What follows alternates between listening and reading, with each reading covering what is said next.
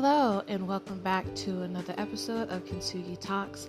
I apologize in advance for the fact that there's been a bit of lack of episodes. I've been working on future guests that'll be coming on the show. I've been doing pre-interviews and interviews with people. A lot of interviews are coming up, so my schedule has been very packed. And I've also been going through some personal things that I will talk about a bit in this episode. But before we get into that, I want to say thank you to those who have left amazing reviews for me on Apple Podcasts and on Spotify as well. I appreciate it so much. For the people who have been listening to me from the beginning, to the people who have shown great responses to the two interviews that I have up. The first one was with Paul Granger. The second one was with Shayna Rattler. Thank you to everyone who enjoyed those episodes, and there will be more episodes like that to come, so please stay tuned for that. Now, without further ado, let's get started with talking about triggers, what they mean, what they look like, and how to identify them.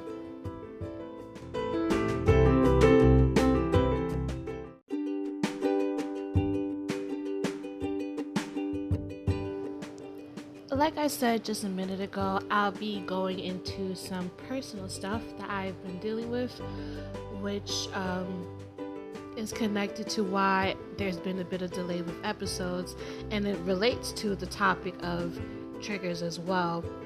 Now, the fact that I have a platform where I have the freedom to talk about stuff like this because I want to, it's freeing for me, and it's also freeing for other people to know that they are not alone.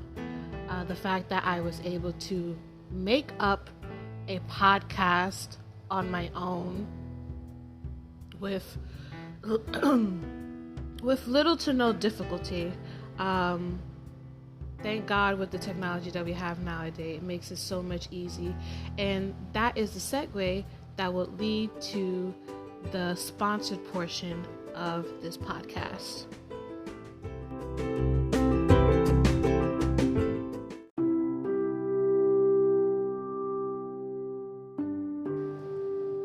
Now, a trigger.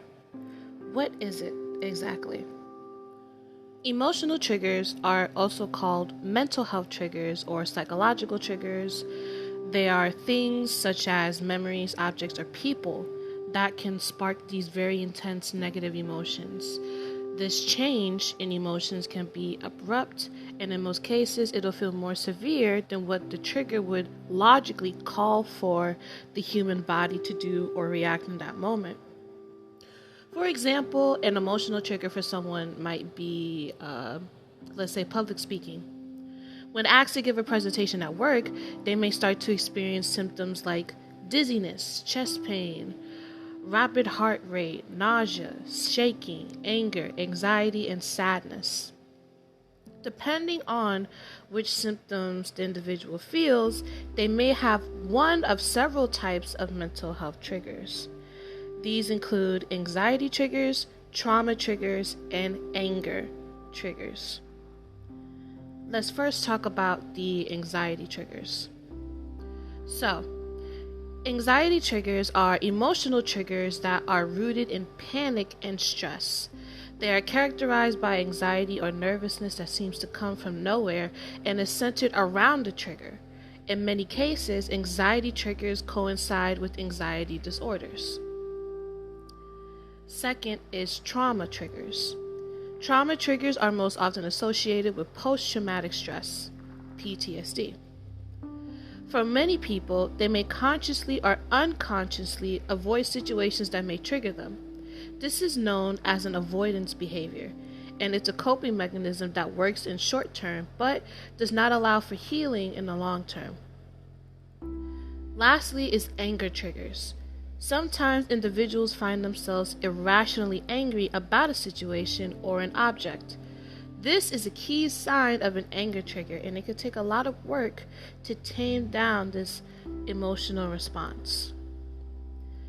So hopefully that gave you an understanding of what a mental health trigger is. And now we're going to dive into identify emotional triggers because there is a difference between the two.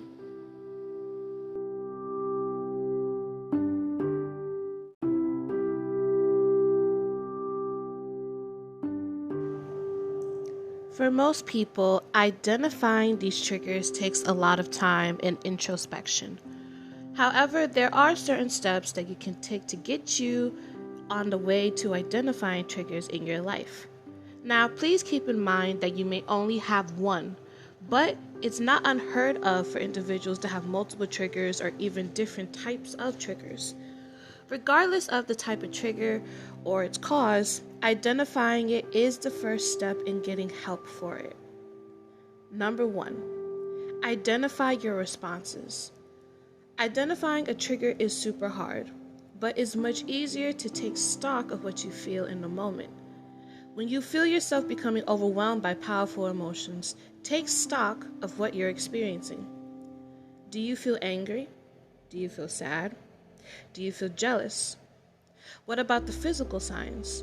Is your heart pounding? Are you breathing quickly? Etc. By examining what you're feeling, both physically and mentally, it will be easier to identify what the triggering event was. Number 2, retrace your steps. Once you've taken stock of your emotions, try to walk back through what led you to that situation in the first place. What were you doing before you got so upset?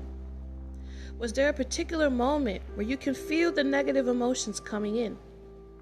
If you can, try to consider the situation and think about what would have made you upset. Oftentimes, triggers are rooted in past experiences and traumas, so it's okay if the triggering event doesn't make sense. Maybe you were driving to work and got a sudden reminder of an accident. It could be anything, so do your best to identify what about the situation made you unhappy. Number 3, repeat the cycle. Don't feel discouraged if you can't identify a trigger on the first try.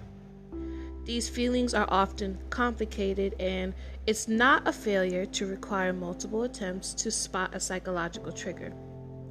Many people get discouraged, but know that you can identify these feelings even if it doesn't happen right away. If you've gone through this process several times and still struggle to identify emotional triggers, you may benefit from professional mental health care, which means seeking out a therapist, psychotherapist, or psychiatrist. Now, in the journey to being more self-aware when it comes to figuring out what your trigger is, it is definitely a process, and it is something that doesn't happen overnight.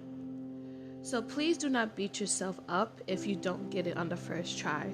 If you are consistent with it, in due time, you will be able to figure out what your triggers are, how they make you feel, and what they look like.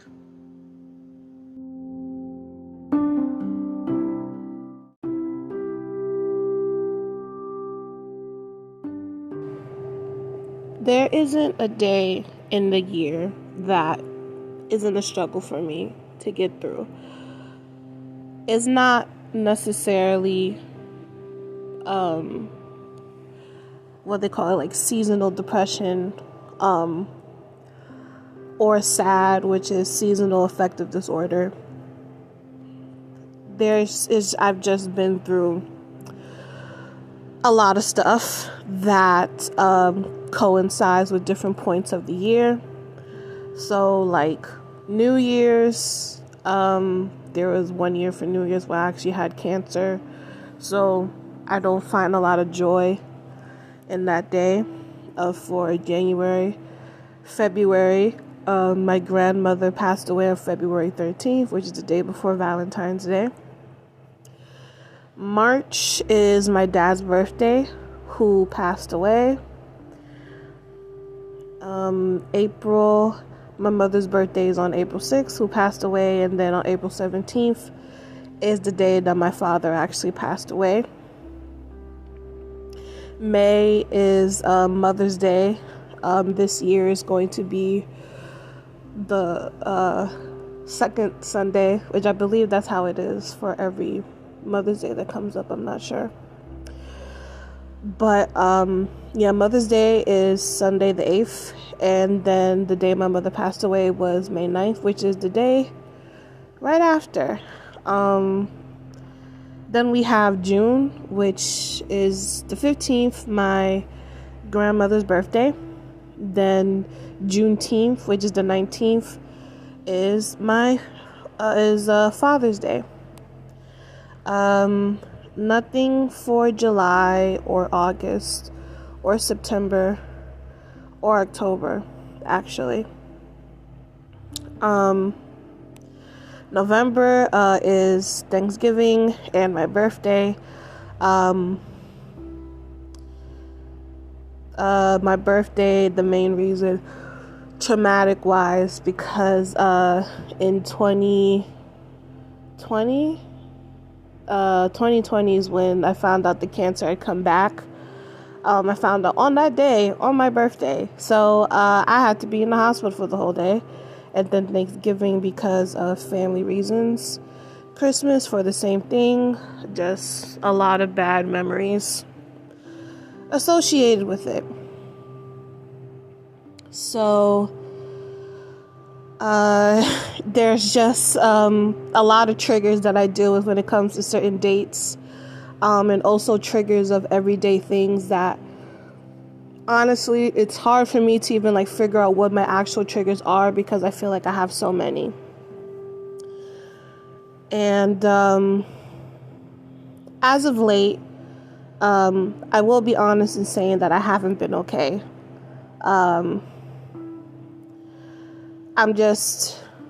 All I'll say, because I actually had to re-record this part of the podcast, but all I'll say is that I've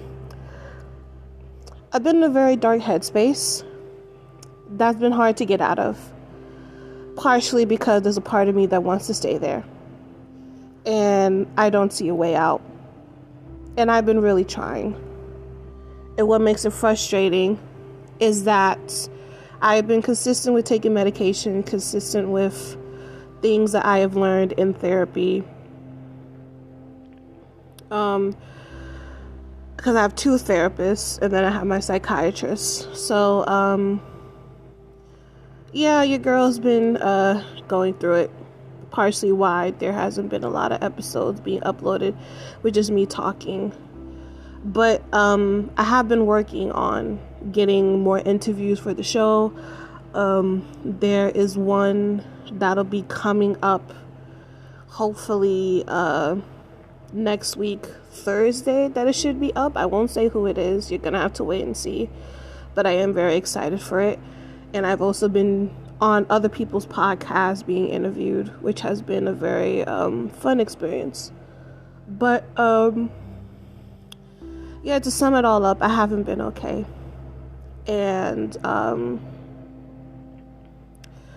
I know there's gonna be people who are gonna give the generic answers, responses to something like this. But just know that whatever response you are about to give is something that I have been trying for the past 27 years of my life.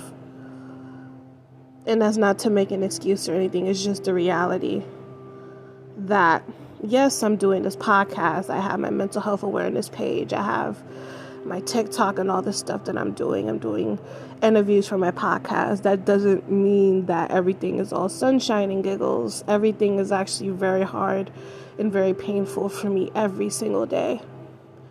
And you're probably asking, why am I so able to do this stuff? I honestly don't know. At this point, I can't say it's like a distraction, but I'm still somehow able to do it. I don't know what the reason is, but I'm still somehow able to do it. And again, I've just been in a very dark place where it's hard to find the lights at the end of the tunnel. So, yeah. I'm not asking you guys for sympathy. I'm not even going to ask you guys for prayer. This is, again, just me being open and honest.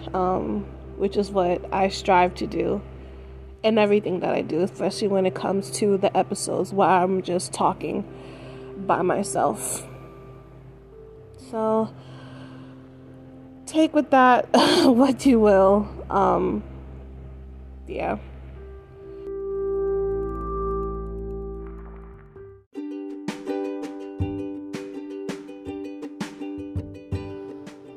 That is it for today's episode. Thank you so much for listening, and thank you so much to Anchor, who sponsored this episode and who will be sponsoring the next few episodes, which is so exciting. Anchor FM is where you can listen to this podcast. Also, you can listen to it on Spotify Podcasts. You can listen to it on Apple Podcasts and Google Podcasts. And this podcast has an Instagram page. It is at Kintsugi Talks Pod, spelled KINTSUGI Talks Pod. Make sure to follow.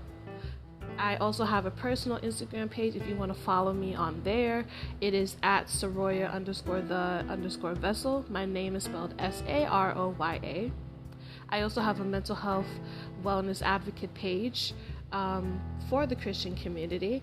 It is called at A_unique_vessel. And I have a Twitter, but I won't say it because I'm not active on there. I don't want to give y'all my socials that I'm not really active on.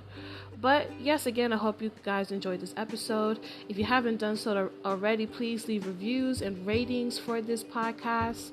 And yes, until the next episode, God bless.